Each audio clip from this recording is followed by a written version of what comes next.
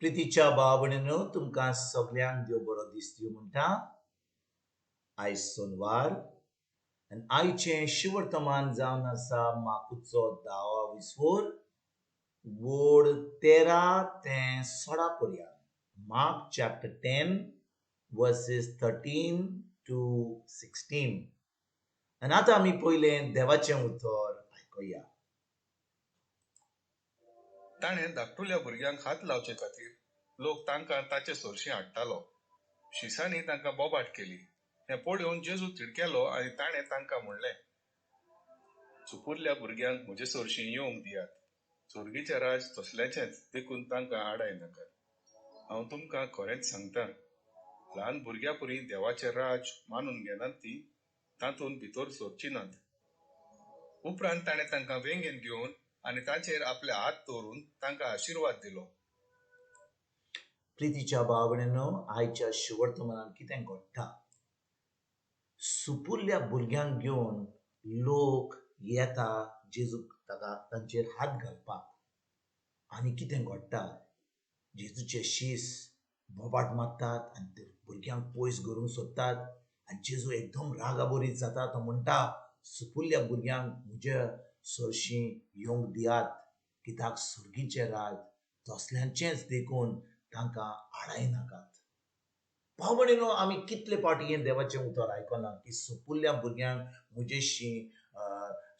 म्हजेशीं सोरशाक येवंक दियात.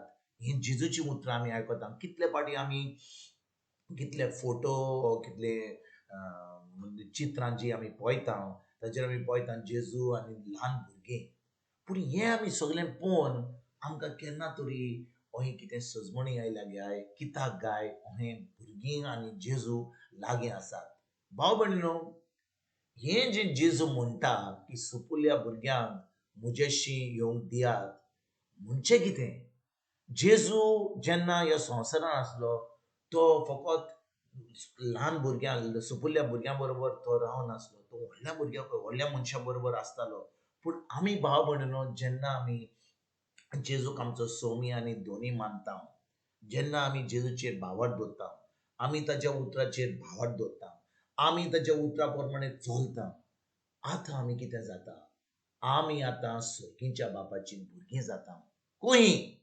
जेन्ना आमी जेजूचेर भावार्थ दवरता, जेजून आमचे पासत सोंसलां खुर्सार, ताणें आपलें रगत वारयलां, ताणें सगळें आमचे पासत जें आमकां वायट फावो जावंक जालें तें ताणें भोगलां.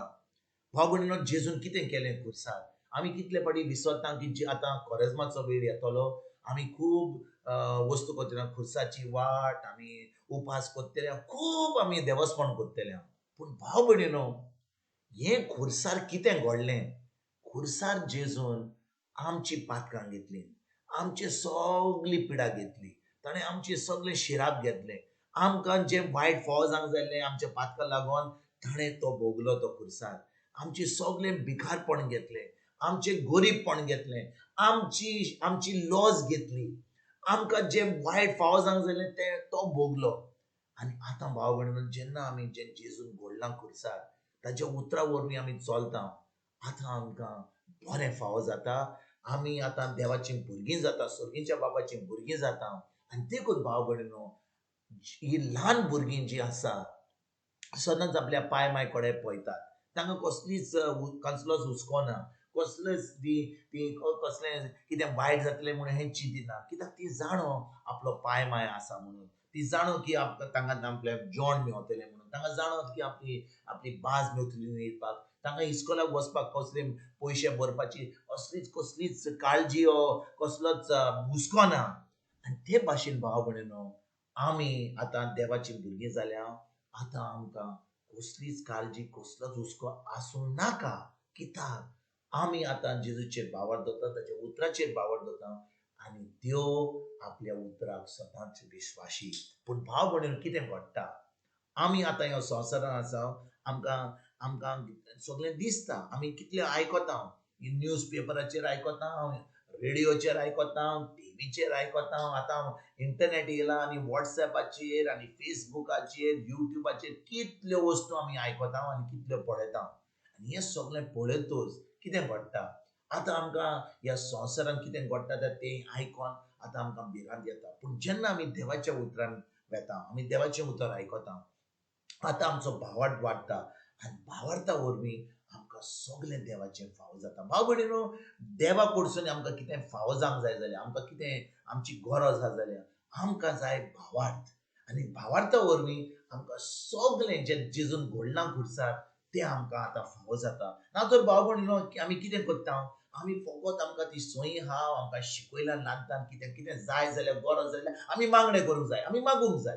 पूण भाव भयणीनो, आमी केन्नाच चिंतिना की आमी देवाच्या उतराचेर भावार्थ दवरूंक जाय, जें जेजून घडलां, जें जेजून संपादलां खुर्सार, तें आमकां घडून येवपाक आमच्या जिवितांत आमकां जाय भावार्थ. आनी भावार्थ जाय जाल्यार आमकां जाय देवाच्या उतराची सजमणी. आनी देवाची उतराची सजमणी मेळोंक जाय जाल्यार आमकां जाय तें उतर बरे भाशेन परगट केल्लें आनी तें सजमणीक घेवन आतां आमकां पवित्र आत्म्या उदेशीं आमकां भावार्था वरवीं सगळें देवाचें मेळटा. आनी भाव भयणीनो, जेन्ना आमी भावार्था वरवीं चलता, आतां आमी खेरीत भाशेन आतां आमी देवाची भुरगीं जाता.